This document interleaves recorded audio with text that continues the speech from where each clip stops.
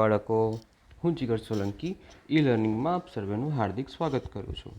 તો હવે આપણે અહીંયા એકમ નંબર 5 દુનિયા જોવાનો રસ્તો એના વિશે આપણે અહીંયા ચર્ચા કરીશું. સૌપ્રથમ તો દુનિયા જોવાનો રસ્તો એટલે આપણને કંઈક આઈડિયા આવે.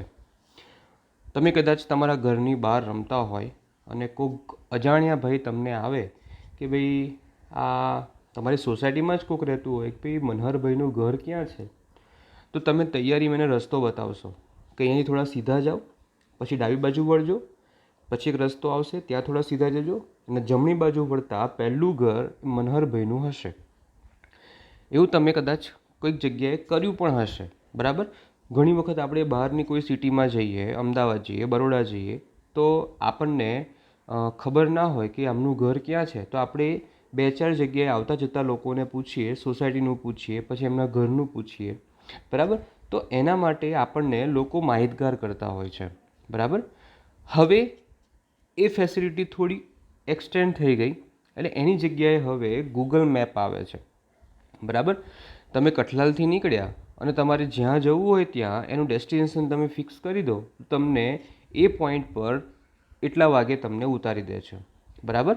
અત્યારે તો સાવ લેટેસ્ટ ફેસિલિટી છે ગૂગલ મેપની, બરાબર. તમારું ડેસ્ટિનેશન ફિક્સ કરો, જ્યાં જવું હોય ત્યાં તમને કિલોમીટર બતાવે અને તમે ત્યાંથી જઈ શકો. એના માટે હું તમને અહીંયા ડેમો બતાવવા માગું છું કે શું છે ગૂગલ મેપ, બરાબર. તો અહીંયા આપણે જોઈ શકો છો તમે. તો અહીંયા હું પહેલાં મેપ ફાઇન્ડ કરી દઉં, બરાબર. અહીંયા મેપ છે, ઓકે. ચલો, આવી રહ્યો મેપ, બરાબર. હું તમને અહીંયા ડેમો બતાવું છું હા, કેવી રીતે આપણે ફાઇન્ડ કરીએ. તમારા ફોનમાં બી તમે શોધી શકો છો. હવે જો અહીંયા ગો આપેલું છે, બરાબર, તો ત્યાં હું ક્લિક કરું છું તો આપણને અહીંયા ડેસ્ટિનેશન મળશે કે યોર લોકેશન, એટલે કે તમે જ્યાં છો ત્યાં અને ક્યાં જવું છે એ તમારે અહીંયા લખવાનું છે. કે તમારે જવું છે કે ભાઈ મારે નડિયાદ સંતરામ મંદિર જવું છે, તો તમારે અહીંયા લખવું પડશે સંતરામ મંદિર, બરાબર. અહીંયા હું લખું છું, જો ઉપર આવી ગયું સંતરામ મંદિર, તમે અહીંયા જોઈ શકો છો, આની વાત કરું છું, બરાબર. અહીંયા આવી ગયું સંતરામ મંદિર, બરાબર. તો ત્યાં હું ક્લિક આપીશ એટલે મને ટોટલ માર્ક બતાવશે અહીંયા, બરાબર. કે ભાઈ તમારે જો અહીંયા તમે નીચે જોઈ શકો છો, બરાબર, કે 40 મિનિટ લાગશે, એટલે કે 28 કિલોમીટર છે કઠલાલથી નડિયાદ જવા માટે, બરાબર. અહીંયા જ્યારે સ્ટાર્ટ બટન દબાવશો તો તમને એ આખું એનું મેપ આવી જશે. જો મેં દબાવી દીધું, બરાબર. હવે અહીંયા સંતરામ મંદિર છે, બરાબર. આ આપણું ડેસ્ટિનેશન છે. સોરી, એક મિનિટ હા. હવે આપણું જે ડેસ્ટિનેશન છે એ અહીંયા છે, આપણે અહીંયા પહોંચવાનું છે, બરાબર.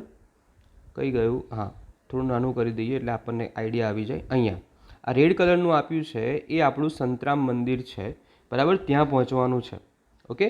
તો આ મેપની મદદથી તમે જઈ શકો છો, બરાબર.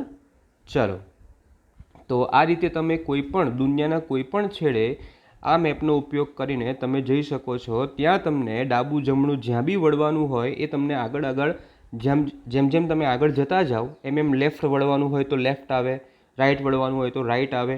તો આ રીતે આપણને રસ્તો બતાવે છે, બરાબર. અત્યારે તો સાવ લેટેસ્ટ ફેસિલિટી છે, તમે અહીંયા જોઈ શકો છો, બરાબર. તો હવે આપણે આપણા પાઠ ઉપર આવીએ, ઓકે. ચલો 2 મિનિટ હા, હું પાછું એને લોડ કરી દઉં એટલે આપણે આપણા પાઠ ઉપર પાછા આવી જઈએ. ચલો, તો ખ્યાલ આવી ગયો હશે શું છે આ આખા પાઠમાં. આખા પાઠની અંદર આપણને કંઈક ને કંઈક રસ્તો બતાવવાનું જ કહે છે, બરાબર. અને એ પ્રમાણે આપણે આગળ સ્વાધ્યાય જોતા જઈશું, ઓકે. ચલો, તો નેક્સ્ટ સ્લાઇડમાં આપણે જોઈએ. સૌથી પહેલાં અહીંયા સૂચના વાંચું છું કે નીચેની વસ્તુઓને બાજુએથી જોતા અને ઉપરથી જોતા કેવી દેખાશે તે દર્શાવેલ છે અને તેને આપણે યોગ્ય વિકલ્પ સાથે જોઈન્ટ કરવાનું છે, બરાબર. તો તમે અહીંયા જોઈ શકો છો કે એને બાજુએથી કેવી દેખાય છે અને ઉપરથી કેવી દેખાય છે એના વિશે તમારે અહીંયા મેચ કરવાનું છે. આ વસ્તુ આપણે અગાઉ 4થા ધોરણમાં જોઈ ગયા છે. આપણું પહેલું જ પ્રકરણ હતું, બરાબર. કે ચંપલનો શેપ ઉપરથી કેવો દેખાય, બરાબર. ઉપરથી જોઈએ ત્યારે ચંપલ કેવી દેખાય, બરાબર. શૂઝ હતા, બૂટ, ઉપરથી જોઈએ તો કેવા દેખાય. ઘર હોય તો ઉપરથી જોઈએ તો માત્ર આપણને ધાબુ જ દેખાય, તમારું ઘર જો નજીક તમારું ઘર મોટું હોય અને બાજુવાળાનું ઘર જો નાનું હોય તો આપણે ઉપરના ધાબેથી જોઈએ તો માત્ર એમનું ધાબું જ દેખાય, આપણને આખું ઘર દેખાતું નથી. બીજી એક વાત કહું કે તમે કદાચ હેલિકોપ્ટરમાં કે પ્લેનમાં જાઓ અને નીચે કદાચ તમે જુઓ તો તમને જે ઘરો છે એ નાના જોવા મળે અને ને માત્ર એમની ઉપરની છત હોય એ જ વસ્તુ આપણને જોવા મળે, બીજું અંદરની કોઈ જ વસ્તુ આપણને જોવા મળતું નથી. તો અહીંયા આપણે મેચ કરવાનું છે. પહેલું આપણને એક ગરણી જેવું આપેલું છે, બરાબર. તો એને આપણે ઉપરથી જોઈએ તો કેવો શેપ મળે? તો જો ગરણી છે, બરાબર, આની અંદર કેવો ભાગ હોય? ગોળ હોય ને એક નાનું ટપકું હોય, એટલે કે કોઈ પણ તમારે પ્રવાહી કે વસ્તુની અંદર નાખવી હોય તો એ ગળાઈને આપણા પાત્રમાં આગળ આવી જતી હોય છે. તો એવો શેપ તમને ક્યાં મેચ થશે?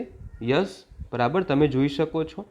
તો અહીંયા ગ નંબરનું જે છે એ ત્યાં મેચ થશે, બરાબર. તમે જુઓ એને ઉપરથી નળીને ઊભી રાખો અને તમે જુઓ તો આપણને આવો અંદરનો ભાગ જોવા મળતો હોય છે. ઓકે, ચલો, એક નળાકાર વસ્તુ આપેલી છે તો તમે એને ઉપરથી જુઓ તો તમને કેવું જોવા મળશે? એને આપણે મેચ કરીએ ક વિધાન સાથે, એટલે કે ક જવાબ સાથે એને મેચ કરીએ તો આપણને એ રીતનો આકાર જોવા મળતો હોય છે. ચલો આગળ. તો ચાની કીટલી આપેલી છે, બરાબર. તો એ આપણને ઉપરથી જોઈએ તો કેવો શેપ જોવા મળશે? હા, વિચારો. હા, વેરી ગુડ, તમારો જવાબ સાચો છે. તો આપણે અહીંયા ખ વિભાગમાં જોઈન્ટ કરીશું, એટલે કે આપણને એવો આકાર જોવા મળશે, બરાબર. ચલો આગળ. બેટ આપેલું છે તો આપણે ઊભું રાખીએ તો એને ઉપરથી જોઈએ તો કેવું જોવા મળે? હા, બિલકુલ સાચો જવાબ છે તમારો, બરાબર. તો આપણને છ વિભાગમાં જે આપેલું છે ત્યાં આપણને જોવા મળશે. આગળ ટીવી આપેલું છે, તેને ઉપરથી જોઈએ. યસ, બરાબર છે, તમને આઈડિયા આવી ગયો છે કે હવે આપણને જે ઘમાં આકૃતિ આપેલી છે એ પ્રમાણે જોવા મળશે. અને છેલ્લું તો કપ્રકાબી છે, બરાબર. તો ઉપરથી જોઈએ તો આપણને આ રીતે જોવા મળતું હોય છે, તેને આપણે ચ વિધાન સાથે જોડીશું. ઓકે, ચલો, આશા રાખું છું તમને ખ્યાલ આવી ગયો હશે આમાં. આગળ જોઈએ આપણે. તો અહીંયા તમારે જે વસ્તુ કેવી દેખાય છે એ અહીંયા બાજુએથી દેખાતી ચમચી તમારે અહીંયા દોરવાની છે અને ઉપરથી જોતા ચમચી કેવી દેખાય છે એવી તમારે અહીંયા દોરવાની છે, બરાબર. તો અહીંયા મેં ડ્રો નથી કર્યું, તો તમારે જાતે તમારી રીતે સમજી વિચારીને બંને જગ્યામાં જે વસ્તુઓ આપેલી છે એ બાજુએથી કેવી દેખાય અને ઉપરથી કેવી દેખાય એ તમારે અહીંયા તમારા જાતે લખવાની છે, બરાબર. એટલે આ તમે તમારી જાતે કરી દેજો. આગળ વધીએ. તો હવે અહીંયા તમે જોઈ શકો છો. ચલો હું તમને પહેલાં બતાવી દઉં. હાય, ગુડ મોર્નિંગ, કેમ છો? ઓકે, તો શું કહે છે અહીંયા? સૂચના વાંચું છું એને ધ્યાનથી પહેલાં આપણે સમજીએ કે એક વર્ગખંડને ઉપરથી જોતા નીચે દર્શાવ્યા મુજબ દેખાય છે. તમારો ક્લાસરૂમ આપેલો છે અને તેની અંદર તમે ઉપરથી જુઓ તો તમને આ પ્રકારનું જોવા મળે છે. હવે શું છે? તો તીર કરેલા જે ભાગ છે એ કયા ભાગ છે એ આપણે દર્શાવવાના છે, બરાબર. તો સૌથી પહેલાં આપણે અહીંયાથી શરૂઆત કરતા જઈએ અને આગળ વધતા છેલ્લે આટલે સુધી પહોંચીશું, બરાબર. એટલે આ બાજુથી શરૂ કરીશું ને છેલ્લે નીચેના ખૂણે આવીશું. તો તમે હવે મને કહી શકશો કે પહેલાં તો એને નોટિફાઈ કરી દઈએ કઈ વસ્તુઓ છે, બરાબર. આ વચ્ચે શું દેખાય છે તમને?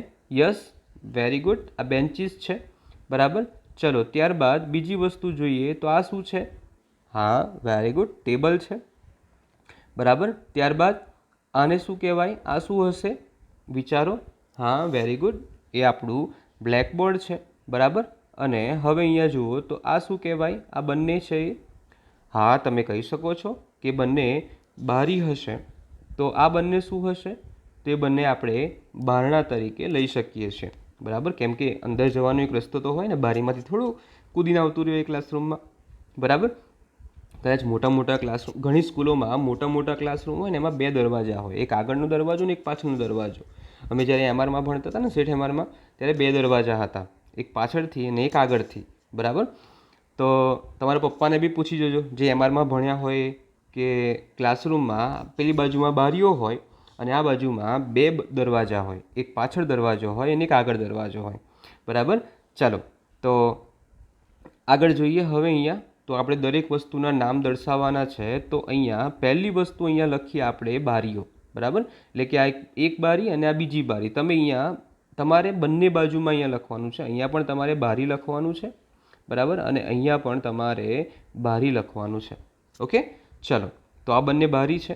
હવે આપણે આગળ દર્શાવ્યું હોય કે આ બોક્સ છે, એનો એરો ક્યાં જાય છે? અહીંયા જાય છે. તો આ કઈ વસ્તુ હશે? Yes, very good. તો એ આપણું બ્લેકબોર્ડ છે, બરાબર. ત્યારબાદ નીચે જોઈએ તો નીચેનો બોક્સનો એરો ક્યાં છે? ટેબલ પર છે. તો ત્યાં આપણે લખીએ ટેબલ, બરાબર. અને લાસ્ટમાં મેં તમને કીધું કે અહીંયા જે આપણને બે ખાના આપેલા છે, બરાબર, એ શું હશે? હા, બારણા દર્શાવી શકો. એ બંને બારણા છે. અથવા એકને બારી દર્શાવવી હોય તો એકને બારી લખો ને એકને બારણું લખો તો બી વાંધો નહીં, બરાબર. તમારે આ સાઈડ બારણું લખવું હોય તો આ સાઈડ બારણું લખી શકો છો.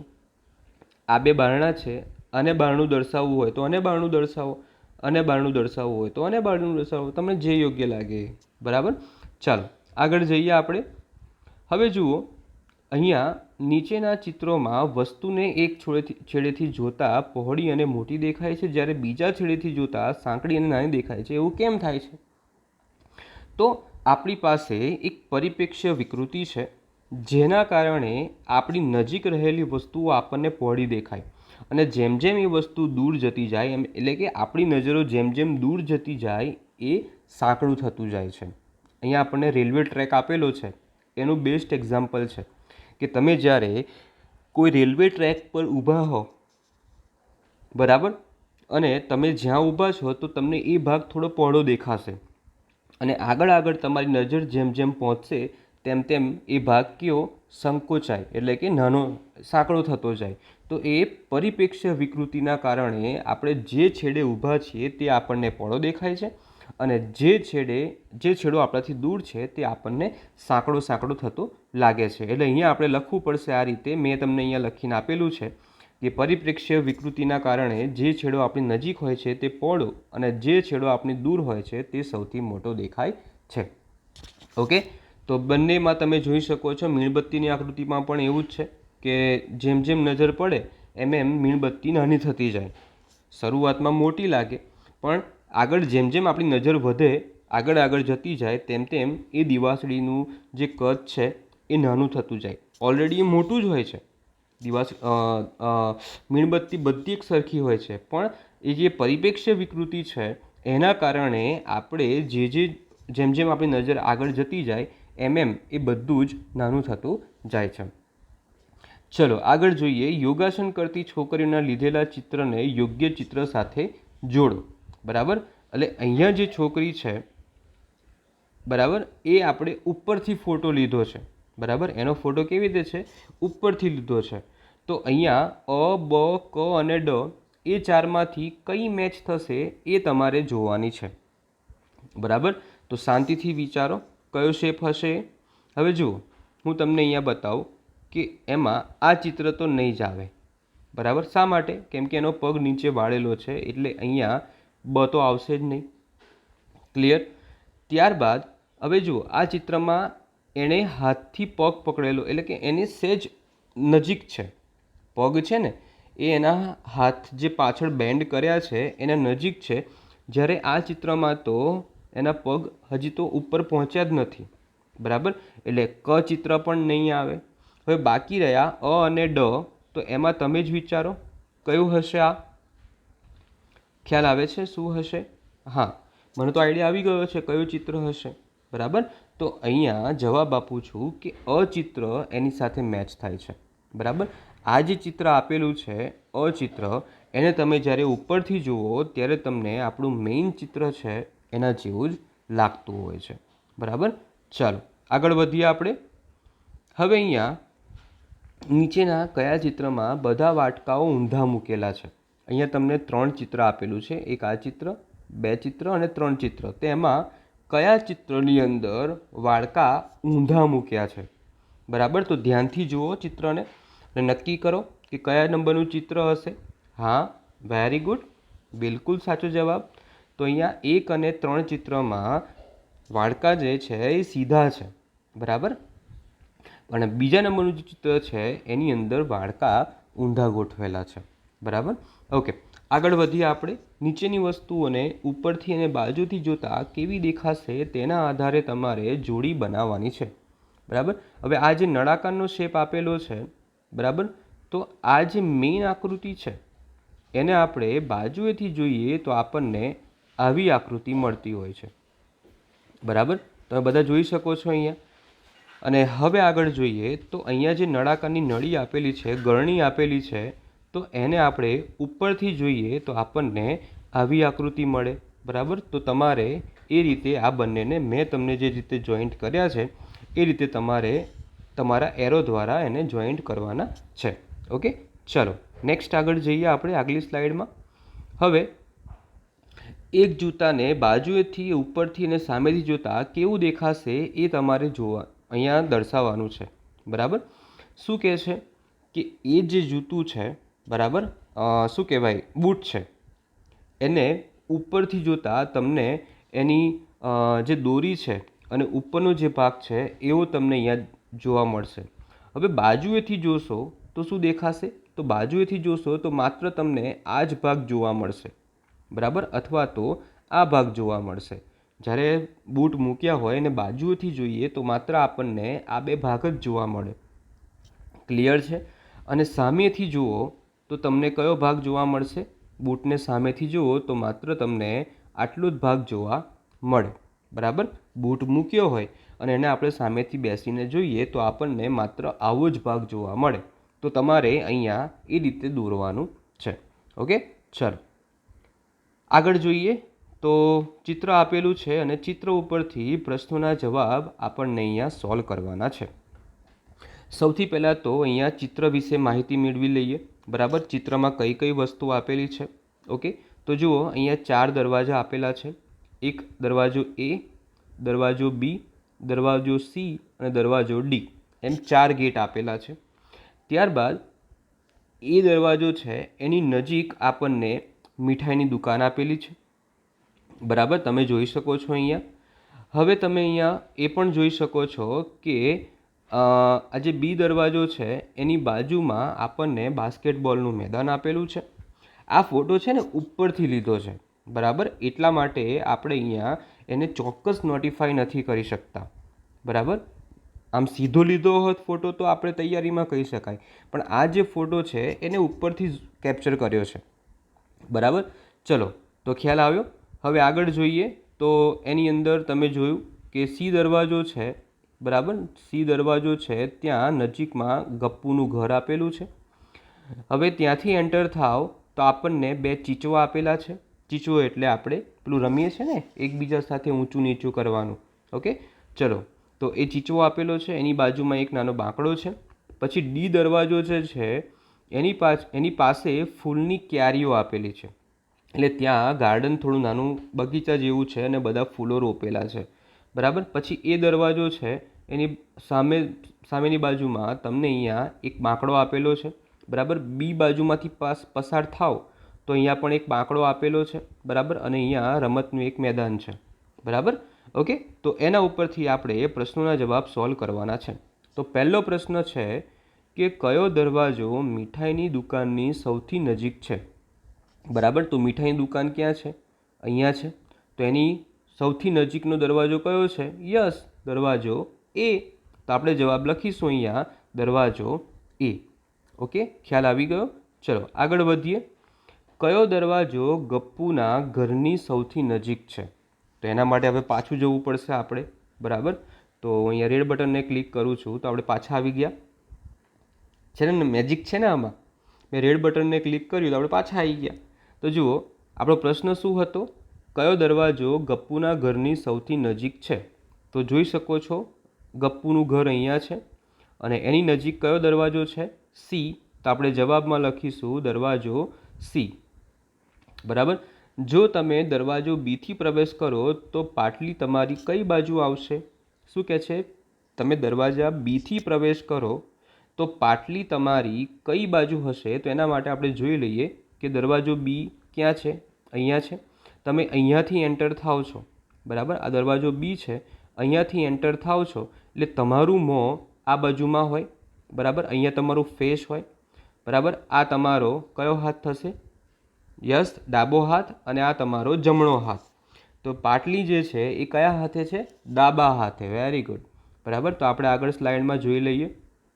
તો જવાબ શું આવશે? ડાબા હાથે. બરાબર. જ્યારે આગળ ચોથો પ્રશ્ન જોઈએ કે જ્યારે સુહાસિની બાગમાં આવી ત્યારે ફૂલોની ક્યારી તેની જમણી બાજુ હતી, તો તેણીની કયા દરવાજેથી આવી હશે? બરાબર. હવે જુઓ, અહીંયા ફરીથી આપણે જોઈ લઈએ કે ફૂલોની ક્યારી અહીંયા છે. બરાબર. તો એ કયા દરવાજેથી આવી હશે? વિચારો. હા, દરવાજો ડી. બરાબર, ત્યાંથી આવી હશે. તો એ એની જમણી બાજુ ફૂલોની ક્યારી હશે. બરાબર. તો જવાબમાં આપણે લખી દઈએ. આ ફરી એકવાર રિપીટ થશે કેમ કે આપણે નેક્સ્ટ આગળની સ્લાઇડમાં જઈએ છીએ ને એટલા માટે. તો દરવાજો ડી જવાબ આવશે. ઓકે, ચાલો નેક્સ્ટ જોઈએ કે જો તમે દરવાજો સીથી પ્રવેશ કરો છો તો તમારી નજીક સૌથી નજીક શું હશે? તમે દરવાજા સીથી પ્રવેશ કરો છો તો આપણે ફરી એકવાર જોઈ લઈએ અહીંયા. બરાબર. દરવાજો સી ક્યાં છે? તો દરવાજો સી અહીંયા છે. બરાબર. ત્યાંથી પ્રવેશ કરો છો તો સૌથી નજીક તમને પહેલું શું જોવા મળે? આ ભાગ. બરાબર. આ ભાગ તમને જોવા મળે.